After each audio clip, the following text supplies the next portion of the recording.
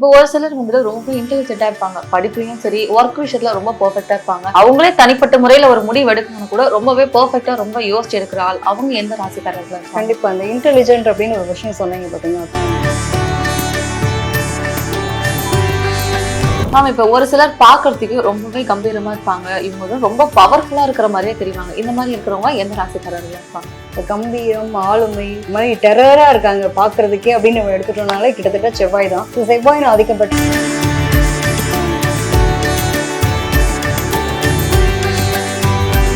நான் எவ்வளோ கஷ்டப்பட்டு இந்த இடத்துக்கு வந்திருக்கேன் தெரியுமா அப்படின்ற ஒரு வார்த்தை தான் எல்லாமே கிடைச்சதுக்கான ஒரு நிறைவுன்னு சொல்லுவாங்க. ஸோ சாதாரணமா வந்துட்டு அதோட வேல்யூபிள் தெரியாது. கிட்டத்தட்ட பார்த்தீங்கன்னா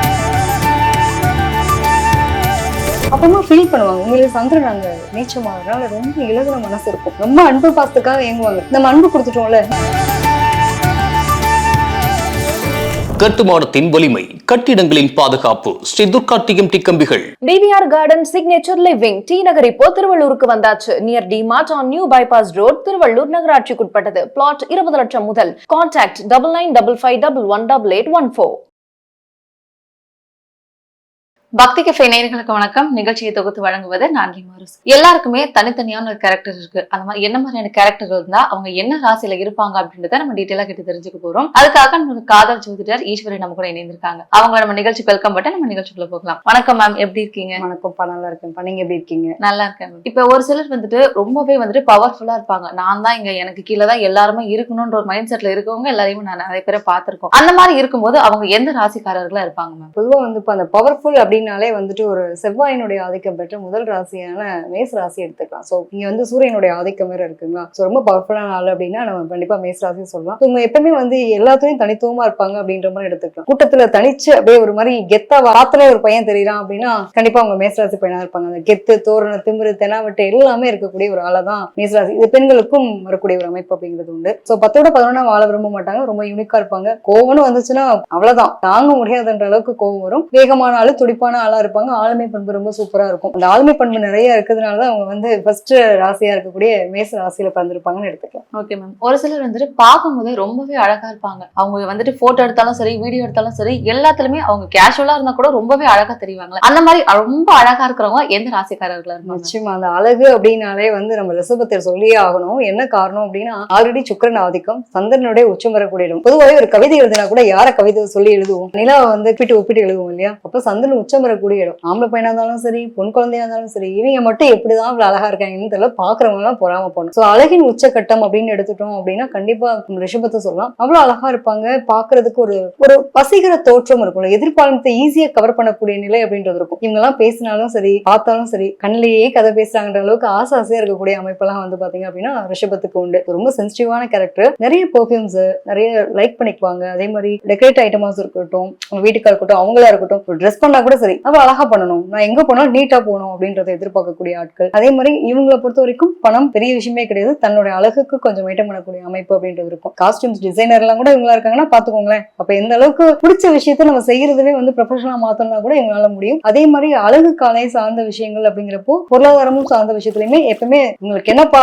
ஹாப்பியான ஆளு, சந்தோஷமா இருக்கான், லட்டு தின்ன ஆசையா அப்படின்ற மாதிரி தான் சொல்லலாம். கிட்டத்தட்ட இவங்களை பொறுத்த வரைக்கும் ஸ்வீட் பிரியெல்லாம் இருப்பாங்க. சோ எந்த அளவுக்கு நல்லா சாப்பிடணும் அப்படின்னு ரொம்ப விரும்புவாங்க. சோ ரிஷப ராசிக்காரங்களா இருக்காங்க அப்படின்னா சாப்பாடு வாங்கி கொடுத்து கரெக்ட் பண்ணிடலாம். Okay ma'am. இப்போ ஒரு சிலர் வந்துட்டு ரொம்ப இன்டெலிஜென்ட்டா இருப்பாங்க, படிப்புலயும் சரி ஒர்க் விஷயத்துல ரொம்ப பெர்ஃபெக்ட்டா இருப்பாங்க. அவங்களே தனிப்பட்ட முறையில ஒரு முடிவு எடுக்கணும்னா கூட ரொம்பவே பெர்ஃபெக்ட்டா ரொம்ப யோசிச்சு எடுக்கிற ஆள். அவங்க எந்த ராசிக்காரர்களா இருப்பாங்க? கண்டிப்பா அந்த இன்டெலிஜென்ட் அப்படின்னு ஒரு விஷயம் சொன்னீங்க பாத்தீங்கன்னா கரெக்டான யூனிக்கான ஒரு வார்த்தை. அறிவு கூர்மை, புத்தி கூர்மை, எதையுமே வந்து தீர்க்கமா தெளிவா ஆலோசனை பண்ணக்கூடிய ஆள் யாருன்னா மிதுன ராசியில பிறந்தவங்க. சோ புதன் ஆதிக்கம். இவங்கெல்லாம் வந்து சும்மா அப்படியே கடந்து போகவங்க கிடையாது. நிறைய விஷயங்களை வந்து தேடி தெரிஞ்சுக்கக்கூடிய அறிவாற்றல் இருக்கக்கூடிய ஆள். என்னன்னா அப்பப்ப சொதப்பிடுவாங்க. காதலில் சொதப்புவது எப்படி, கல்வியில் சொதப்புவது எப்படி அப்படிங்கிற மாதிரி இவங்களை எடுத்துக்கலாம். ஸோ ரெண்டும் எக்ஸ்ட்ரீமான மைண்ட் செட் இருக்கக்கூடிய நபர்கள் தான். அதாவது அன்பின் உச்சக்கட்ட வெளிப்பாடையும் பார்க்க முடியும், இது இல்லைன்னா அதுன்னு கடந்து போகும் தெரியும். ஸோ எல்லாத்துலயுமே வந்து ரொம்ப சூப்பரான ஆட்கள். பக்காவா பிளான் பண்ணி பண்ணணும், எதை பண்ணாலும் பிளான் பண்ணி பண்ணணும்ன்ற ஆட்கள் அப்படிங்கிற அளவுக்கு இருக்கக்கூடியவங்க தான் மிதுனத்துல பிறந்தவங்க. ஸோ இவங்களுடைய அறிவாற்றலுக்கு எப்பயுமே தீரா பசின்னு சொல்லுவாங்க இல்லையா, நல்ல தீரா சாப்பாடு அப்படிங்கிற மாதிரி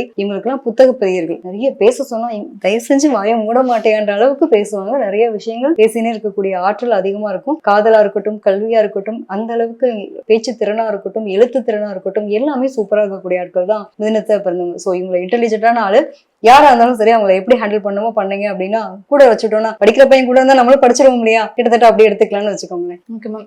ஒரு சிலர் வந்துட்டு ரொம்பவே கேரிங்கா இருப்பாங்க, எல்லாருக்குமே ரொம்ப ஹெல்ப் பண்ணணும்னு நினைப்பாங்க, அவங்க கிட்ட இருக்காது ஆனா மத்தவங்க கேட்டா உடனே கொடுத்துடணும், அம்மா பாசத்தையே மிஞ்சிற அளவுக்குலாம் ஒரு சிலர் பாசம் காட்டுறவங்க இருப்பாங்க. இந்த மாதிரி இருக்கிறவங்க என்ன ராசியில இருப்பாங்க மேம்? நிச்சயமா அந்த கேரிங் பேம்பரிங்னு ஒரு வார்த்தை வந்தாலே கண்டிப்பா கடகம் வந்தே ஆகணும். ஏன் அப்படி சொல்றோம் அப்படின்னா அன்பின் உச்சக்கட்ட வெளிப்பாடு அப்படின்னு ஒரு விஷயம் வரும் இல்லையா, அதாவது அம்மாவுடைய காட்டுற அன்புக்கு இந்த உலகத்துல எதுவுமே கிடையாது இல்லையா, அதுக்கு நிகர் எதுவுமே கிடையாது. அப்படின்றது மாதிரி இந்த அம்மான்னு குறிக்கக்கூடிய விஷயமே பாத்தீங்க அப்படின்னா கடகராசியில இருக்கக்கூடிய சந்திரன். சோ கடகராசியில பிறந்தவங்க பொதுவாகவே பேம்பரிங், ரொம்ப கேரிங், அவ்வளவு இதுவா பாத்துப்பாங்க, எல்லாரையும் நம்பிடுவாங்க. ஒரு பக்கம் பாத்தீங்கன்னா ஏமாற்றவங்களும் இவங்கதான், ஏமாறவங்களும் இவங்கதான், ரெண்டு எக்ஸ்ட்ரீமான நபர்களும் இவங்கதான். நான் ரொம்ப நம்பி ஏமாந்துட்டேன், நான் அப்படி நினைக்கிற ஆளே கிடையாது, நான் ஏமாற்றணும்ன்ற ஒரு மனநிலைக்கு தள்ளப்பட்டுட்டேன், நான் எங்கடா ஏதாவது தப்பு பண்றேன், என்ன சுத்தி இருக்கவங்க தப்பு பண்ணணும்ன்ற அளவுக்கு மைண்ட் செட்டை கொண்டு வரீங்க அப்படின்ற மாதிரி இருக்கும் இல்லையா, நான் மட்டும் இங்க நல்லவனா இருந்து என்னத்தை கொண்டு போறேன்ற மாதிரியான ஒரு நிலையெல்லாம் கொடுக்கறது. ஒரு எக்ஸ்ட்ரீமான ரொம்ப லவ்ல போயிட்டு அன்புல போயிட்டு எல்லாரும் நம்பி கஷ்டப்படக்கூடிய ஆட்களும் இவங்கதான். அன்புன்ற ஒரு விஷயம் தாங்க, எழுதி கொடுத்தா கூட பாவம் அந்த பிள்ளைங்களாம் நம்பிடுங்கன்ற மாதிரி தான். சோ அவ்வளவு ஒரு இரக்கமான ஆள். அதனாலதான் நிறைய பாத்தீங்க அப்படின்னா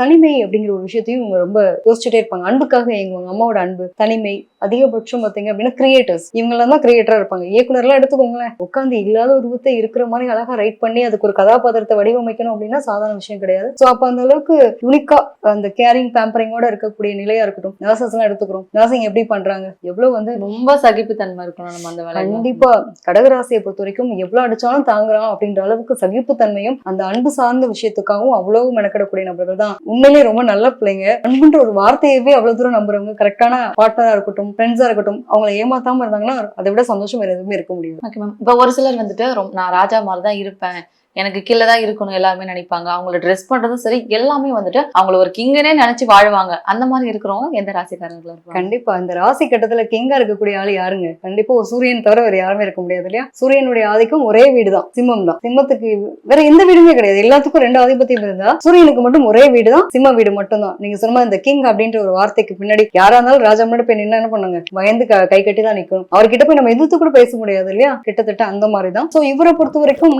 சிம்மத்துல பிறந்த எப்படின்னா ரொம்ப யூனிக்கான கேரக்டர், எதா இருந்தாலும் ஆளுமை பண்பு அப்படிங்கிறது ரொம்ப சூப்பரா இருக்கும், திறமை வாய்ந்தவங்களா இருப்பாங்க, ஒரு நிர்வாக திறன் சூப்பரா இருக்கக்கூடிய ஆட்கள் தான். இவங்களை பொறுத்த வரைக்கும் எதையுமே அட்ஜஸ்ட் பண்ணிட்டு போறதுன்றதப்போ நான் எங்க இருந்தாலும் நான் ராஜா மாதிரி தான் வாழணும், என்னை யாரும் ஒரு வார்த்தை குறை சொல்லக்கூடாது, எனக்கு அட்வைஸ் பண்ணா பிடிக்காது, நான் அட்வைஸ் பண்ற இடத்துல இருக்கணும், மரியாதை, சுயமரியாதை, கௌரவம், அந்தஸ்து, இந்த மாதிரி விஷயங்களுக்கு ரொம்ப முக்கியத்துவம் கொடுத்து வாழக்கூடியவங்க. அதனாலதான் சூரியன் எப்படி பிரகாசமா ஒரு இடத்துல ஹைலைட்டா போய் உட்காந்துருக்காரு, பக்கத்துல யாரும் நிக்க முடியாதோ, இவங்களுடைய உயரமும் சரி இவங்களுடைய இருக்கக்கூடிய திறமையும் சரி ரொம்ப தனித்துவமா இருக்கும், யாருமே பக்கத்துல நெருங்க முடியாது அப்படிங்கிற மாதிரி. சொந்த தொழில் பண்ணாலும் என் தொழிலுக்கு நான் தான்ப்பா ராஜா அப்படின்னு உட்கார்றாங்களா, கவர்மெண்ட் போஸ்டிங்ல போய் உட்கார்ந்தாலும் கவர்மெண்ட் ஆபீசர் சொல்லிக்கிறதுல பெருமையா இருக்காங்களா, யூனிஃபார்ம் சர்வீஸ் எடுத்துக்கிறோம், அந்த மாதிரி ஒர்க் இவங்களோடதெல்லாம் பாத்தீங்க அப்படின்னா எங்க இருந்தாலும் தனித்துவமா நான் ஒரு இடத்துல கை கட்டி வேலை பாக்குறேன்றதை விரும்ப மாட்டாங்க. ஒரு கம்பெனில கூட மேனேஜரா ஒர்க் பண்ணுவாங்க, திடீர்னு பாத்தீங்கன்னா அவன் என்னடா எனக்கு வேலை கொடுத்து போட்டு வந்துட்டே இருப்பாங்க. சோ அந்த மாதிரியான ஒரு தன்மை எல்லாம் பாத்தீங்க அப்படின்னா சிம்ம ராசியை பிறந்தவங்களுக்கு உண்டு. எங்க இருந்தாலும் ராஜா, காட்டுல இருந்தாலும் ராஜா தான். சிங்கம் இழைச்சா சொல்லுவாங்க இல்லையா, பழமொழி கூட சொல்லுவாங்க, சிங்கம் இழைச்சா காடு தாங்காது அப்படின்ற மாதிரி. சோ இந்த டைம் பீரியட் எல்லாம் பாவம் அப்படிதான் புலம்பிட்டு இருக்காங்க, ஏது மட்டும் மாறட்டும், நாங்க வெயிட் அண்ட் சி அப்படின்னு கூடிய இருக்க ஆளுதான். பொதுவாகவே சிம்ம ராசி எடுத்துட்டோம், சிங்கம் மாதிரி கர்ஜனையா எப்பவுமே தோரணையா ஆளுமையா இருக்கக்கூடிய ஆளுதான், தனித்துவம். அவங்க யாருமே அவ்வளவு சீக்கிரம் இடப்படவே முடியாது. ஒரு சிலர் இப்ப ரொம்பவே யோசிப்பாங்க, யார் பேசினாலும் ஒரு சிலர் நம்ப மாட்டாங்க, ரொம்ப யோசிச்சுதான் முடிவு எடுக்கணும், நான் ரொம்ப பெர்ஃபெக்ட்டா இருக்கணும்னு நினைக்கிறவங்க நிறைய பேர் இருக்காங்க. இந்த மாதிரி ரொம்பவே யோசிச்சு முடிவெடுக்கிற ஆளுகள்லாம் எந்த ராசிக்காரர்களா இருப்பாங்க? கண்டிப்பா இந்த யோசனைன்னு சொன்னாலே ஒரு ஆளா சொல்லிக்கலாம், டிடெக்டிவ்னு சொல்லுவேன், அதிகப்படியான சிந்தனைன்னு சொல்லலாம். இவங்க எல்லாம் தான் நம்ம கண்ணில பிறந்தவங்க. கிட்டத்தட்ட புதன் உச்சம் பெறக்கூடிய இடம். எதுக்கு தான் இவ்வளவு யோசிச்சு எந்ததான் பிடிச்சி என்னதான் பண்ண போற அப்படின்லாம் கேள்வி கேட்பாங்க. எங்கேயும் என்னத்தையும் பறிகொடுத்த மாதிரியே உட்கார்ந்துருப்பாங்க, இதையும் யோசிச்சுக்கிட்டே இருப்பாங்க. ஒரு விஷயத்த அவ்வளவு சீக்கிரம் காம்ப்ரமைஸ் போகக்கூடிய ஆட்கள் கிடையாது. ஓகே நடந்து முடிஞ்சிருச்சு அட்ஜஸ்ட் பண்ணிட்டு போலாம்ல, இது எங்க போனா என்ன நடக்கும், கிட்டத்தட்ட டிடெக்டிவ்னு நான் உங்களுக்கு பேர் வச்சிருக்கேன். கன்னிராசிக்காரங்க டிடெக்டிவ்னே பேர் வச்சிருக்கேன். இவங்க எல்லாம் எப்படின்னாங்க அளவு கடந்த அன்பின் உச்சக்கட்ட வெளிப்பாடும் இவங்க தான், சந்தேக பெருவெளிகளும் இவங்க தான். எக்ஸ்ட்ரீமான ரெண்டு விஷயமும் உங்ககிட்ட இருக்கும். ஆனா ஆக்சுவலா தீண்டி பார்க்காத வரைக்கும் சந்தோஷம், தீண்டி பார்த்துட்டோம்னா ரொம்ப பற்று அன்பு அதெல்லாம் உண்மையா அள்ளி கொடுப்பாங்க. எங்கேயாவது இடத்துல அந்த இடத்துல துரோகம்ன்ற விஷயம் பார்த்தான்னு வச்சுக்கோங்களேன், அவ்வளவுதான், ஒட்டவே முடியாது, அந்த அளவுக்கு விலக்கி வச்சிருவாங்க. பழி தீர்க்கக்கூடிய ஆட்கள்னு கூட சொல்லலாம் ஒரு வகையில. என்னன்னா வச்சு பதம் பார்ப்பாங்கன்னு சொல்லுவாங்க இல்லையா, இந்த தன்மை எல்லாம் அவங்ககிட்ட இருக்கும். மனசுல ஒரு முடிஞ்சு போன விஷயங்களை பத்தி ஓவரா யோசிக்க கூடியது, அதிகப்படியான சிந்தனை இருக்கிறது, இது எல்லாமே கண்ணிக்கு உண்டு. இப்ப ஒரு சிலர் ஒருத்தவங்களை பாக்குறாங்க அப்படின்னா இவங்க கேரக்டர் இப்படிதான் இருக்கும், இவங்க கேரக்டர் இப்படிதான் இருக்கும்ன்றது அவங்களே நினைச்சுப்பாங்க, நினைச்சு அவங்க கிட்ட அப்படிதான் பழகுவாங்க. இந்த மாதிரி கேரக்டர்லாம் என்ன ராசிக்காரர்கள்? நிச்சயமா, அதாவது ஒருத்தவங்களுடைய தரம் பார்த்து பழகுறதுன்ற ஒரு விஷயம் இருக்கு. தரம்ன்றதை அப்படி எடுத்துக்க வேண்டாம். கரெக்டா இவங்க இந்த நோக்கத்துக்கு தான் வந்திருக்காங்க, இவங்க அழகா கெஸ் பண்ணிடுவாங்கன்னு வச்சுக்கலாம் கிட்டத்தட்ட அந்த மாதிரி. இன்னொரு பக்கம் பாத்தீங்கன்னா பியூட்டி குயினா நம்ம எப்படி ரிஷபத்தை பார்த்தோம், அது கிட்டத்தட்ட இவங்களும் அந்த ஒரு பியூட்டி குயினாவும் பார்க்கலாம், வாயா இருக்காங்க அப்படின்னா கிங்காவும் பாத்துக்கலாம். இதுல ரெண்டு பேருமே இருக்காங்க அடக்கம்ன்ற மாதிரி. அழகு அப்படிங்கிற ஒரு விஷயத்துல ரொம்ப இம்பார்ட்டன்ஸ் கொடுக்கக்கூடிய ஒரு ஆட்கள். இம்பார்ட்டன்ட்ன்றதை விட இவங்களை பார்த்தாலே எப்படி நான் பொதுவாகவே சொல்றேன், ரிஷபத்தையும் துலாத்தையும் எப்பவுமே கனெக்ட் பண்ணிட்டே இருப்பேன். துலாம்ல பிறந்தவங்களும் சரி அவங்களோட பாட்டெல்லாம் சூப்பரா பாத்துப்பாங்க அப்படின்ற மாதிரி. சோ இவங்ககிட்ட எல்லாம் என்னன்னாங்க, இந்த இட போறதுன்றது வேற எதுவும் கிடையாது. எங்கேயாவது அவங்களோட நம்பிட்டாங்க அப்படின்னா உயிரே கொடுப்பாங்க. அதாவது நம்பிக்கை துரோகம் அந்த இடத்துல கரெக்டா இல்ல அப்படிங்கிறது தெரிஞ்சதுன்னு வச்சுக்கோங்களேன், இவங்களும் வச்சு பதம் பார்ப்பாங்க. எப்படி அப்படின்னா ஒண்ணுமே செய்ய மாட்டாங்க, பேசாம விலகிடுவாங்க. எங்களுடைய மிகப்பெரிய சீக்ரெட் இதுதான். வச்சு உன்னை நம்ம எதிராளியா நினைச்சிட்டா இன்னைக்கு உன்னை நம்ம அப்படியே வாழ்ந்து காட்டுறேன், மல்லு கட்டுறேன், சண்டை போறேன், இதெல்லாம் கிடையாது. அப்படியே அமைதியா விளையாடுவாங்க. எப்பேற்பட்ட உறவா இருந்தாலும் சரி. பிடிக்கல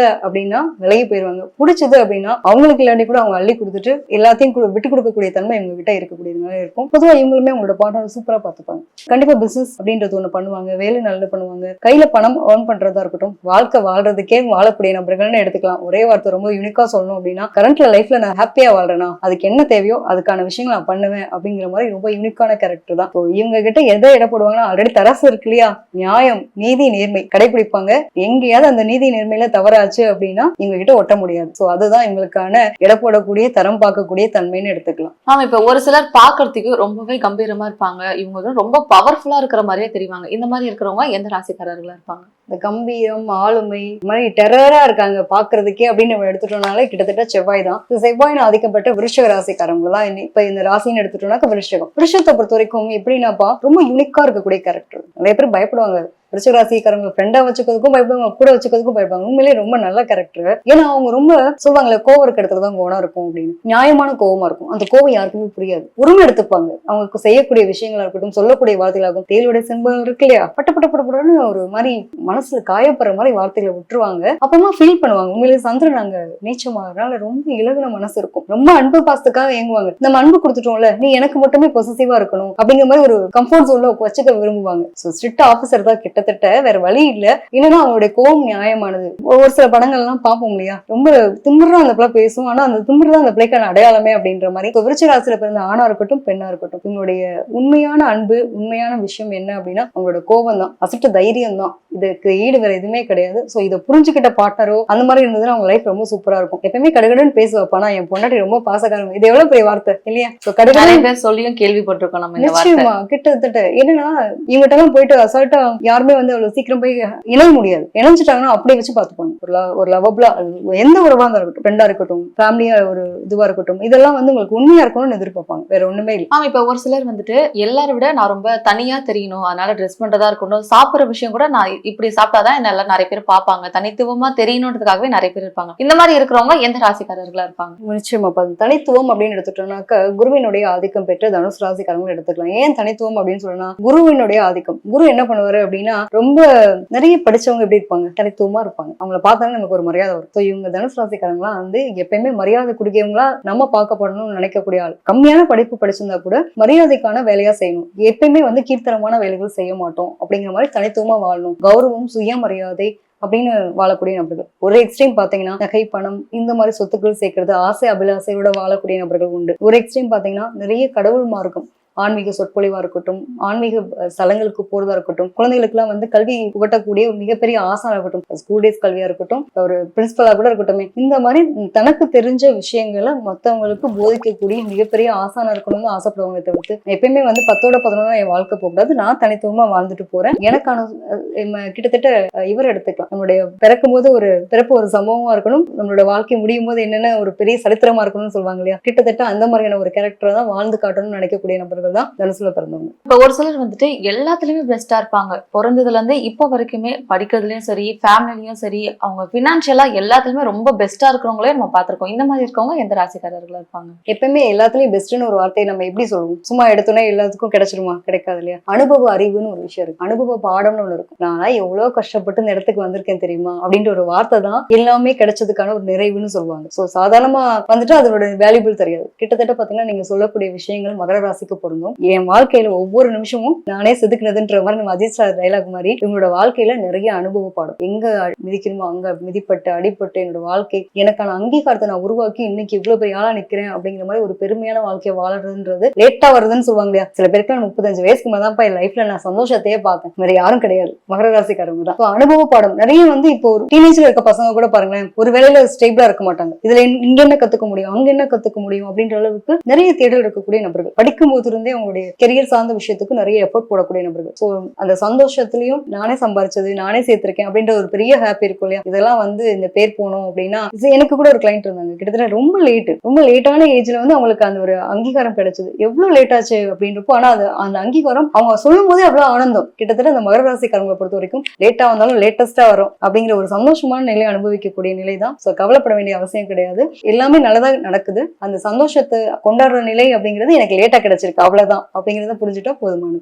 இப்ப ஒரு சிலர் வந்துட்டு ஒருத்தவங்க போயிட்டு ஒருத்தவங்க சீக்ரெட் சொல்றாங்க அப்படின்னா, அந்த சீக்ரெட் வந்து யார் கேட்டாலுமே சொல்ல மாட்டாங்க. அவங்களுக்கு ரொம்ப லாயலா இருக்கணும்னு நினைப்பாங்களா? இந்த மாதிரி ரொம்ப லாயலா இருக்கிற கேரக்டர்லாம் வந்துட்டு எந்த ராசிக்காரர்கள் இருப்பாங்க? நிச்சயமா இந்த சீக்ரெட் அப்படின்னு ஒரு விஷயம் எடுத்துட்டோம்னாலே நம்ம வந்து இந்த கும்பத்தினுடைய சிம்பல் எடுத்துக்கலாம், கும்ப ராசி தான். ஏன்னா கும்பம் வந்து பார்த்தோம் அப்படின்னா உள்ள என்ன இருக்குன்னே தெரியாது, இவங்களோட மனசு என்ன இருக்குன்னே தெரியாது. அதாவது கும்ப ராசி எடுத்துட்டோம் அண்ணாந்து பாக்குற மாதிரி தான் வாழ்ந்து காட்டணும்னு நினைப்பாங்க. இது சனிதான் அதிபதி. கிட்டத்தட்ட இவங்களுக்கும் லேட்டா தான் லைஃப்ல ரொம்ப பிக்கப் அப்படின்றது நடக்கும். ஒரு குறிப்பிட்ட காலகட்டத்துக்கு அப்புறம் நல்ல வாழ்க்கையில வளர்ச்சி அப்படிங்கிறத நோக்கி போவாங்க. இவங்க கிட்ட என்ன அப்படின்னா, புடிச்சு ஒருத்தவங்க ரொம்ப, அதாவது பொதுவா வந்து ஐடியாலஜி அப்படின்றது ரொம்ப அழகா இருக்கும். உங்ககிட்ட கிரியேட்டிவ் நாலேஜ் எல்லாமே ரொம்ப அழகா இருக்கும். எல்லாருமே கேட்டு பண்ணுவாங்க. ரொம்ப பர்சனலா என்னோட விஷயத்த ஷேர் பண்ணிக்கலாம் அப்படின்னா கூட இவங்க கிட்ட ஷேர் பண்ணிக்க முடியும். ஆனா இவங்களுக்குள்ள மனசு இவங்க எப்படி புரிஞ்சுக்கிறாங்கன்றத பொறுத்தது, யார் போய் பேசுறாங்கன்றத பொறுத்தது. அப்ப அந்த அளவுக்கு சீக்கிரட்டை வந்து மெயின்டைன் பண்ணக்கூடிய ஆளு. அதே மாதிரி இவங்க மனசுலயும் நிறைய சீக்கிரட்ஸ் இருக்கும், சொல்ல முடியாத சில ரகசியங்கள் பூட்டி வச்சிருக்கக்கூடிய ஆளு யாருன்னு பாத்தீங்க அப்படின்னா கும்பத்தை பிறந்தவங்க. அதாவது கும்பம் கோபுர கலசம் எப்படி அண்ணாந்து பாக்குற மாதிரி இருக்கும், இவங்களுடைய இதுவும் அப்படிதான். அந்த கலசத்துக்குள்ள என்ன இருக்குன்னு நமக்கு தெரியாதுல்ல, தண்ணி இருக்கா, காசு இருக்கா, பொருள் இருக்கா, எதுவுமே தெரியாது. அது மாதிரி இவங்களுடைய மனசும் வந்து ரொம்ப சீக்கிரட்டா இருக்கக்கூடிய விஷயங்கள் தான். நல்ல ஒரு லைஃப் லேட்டா வந்தாலும் லேட்டஸ்டா வந்தாலும் இவங்களுக்கும் அந்த ஒரு நிலை உண்டு. அங்கீகரிக்கக்கூடிய வாழ்க்கை, அறிவு, படிப்பா இருக்கட்டும், தேடலா இருக்கட்டும் அப்படின்ற மாதிரியான விஷயங்கள். இதை தாண்டி எப்பவுமே ஃபியூச்சரை பத்தின திங்கிங் அதிகமா இருக்கக்கூடிய நபர்கள் இவங்க தான். ஃபியூச்சர் பிளான் என்னங்க அப்படின்னு கேட்டீங்கன்னா கரெக்டா சொல்லுவாங்க. இன்னைக்கு என்னங்க நாளைக்கு என்னங்க பிளான் தெரியாதுன்னு வாங்க. சோ இந்த மாதிரியான வாழ்க்கையை வாழக்கூடிய நபர்கள் தான் கும்பம். இப்போ ஒரு சிலர் வந்துட்டு எந்த காரியம் செஞ்சாலுமே டபுள் மைண்டடா இருப்பாங்க. இது செய்யலாமா, இது செஞ்சா கரெக்டா வருமா அப்படின்னு எப்பவுமே ஒரு யோசனையிலே இருப்பாங்க. இந்த மாதிரி இருக்கிறவங்க எந்த ராசிக்காரர்களா இருப்பாங்க? கண்டிப்பா, அதாவது இந்த டபுள் மைண்டட்னு சொல்ற மாதிரி எப்போதுமே வந்து இந்த புதன் தான் அடித்தன்மை இருக்குன்னு சொல்லுவோம். புதன் நீச்சமாகறதுனாலே என்னவோ, இன்னொன்னு இதுல எடுக்கக்கூடிய சிம்பிளோ என்னவோ தெரியாது. இந்த டபுள் மைண்டட் அப்படிங்கிற மாதிரி அம்பியனும் இருப்பாங்க, அந்நியனும் இருப்பாங்கன்ற மாதிரி ரெண்டு விதமான ஆளு எங்க இருப்பாங்க அப்படின்னா மீனத்துல உண்டு. அதாவது இரட்டைத்தன்மையான மீன்கள் அப்படின்ற மாதிரி இருக்கும். ஒரு எக்ஸ்ட்ரீம் பார்த்தோம்னா நம்ம லைஃப் வந்து சூப்பரா வாழணும்னு நினைக்கக்கூடிய அவர்கள், போதும்பா சாமி என்னத்தை வாழ்ந்து என்னத்தை விழுந்து அப்படின்ற மாதிரி ஒரு விரக்தி தன்மை. இந்த இரண்டு எக்ஸ்ட்ரீமா இருக்கும். மனம் வந்து ஒரு நிலையற்ற தன்மையில இருக்கக்கூடியதான். சோ எப்ப எப்படி மாறும்னே தெரியாதுன்ற மாதிரி இவங்களுக்கு மனம்ன்றது அடிக்கடி மாறக்கூடிய சூழ்நிலை இருக்கும். ஒரு எக்ஸ்ட்ரீம் பாத்தீங்கன்னா ஸ்பிரிச்சுவல் கனெக்டட்ல போவாங்க. உண்மையிலே இவங்களுக்கு நடக்கிற விஷயங்கள் நிறைய பேருக்கு கனெக்டட் ஆகும். கடவுள் பேசுதுன்னு சொல்லுவாங்க.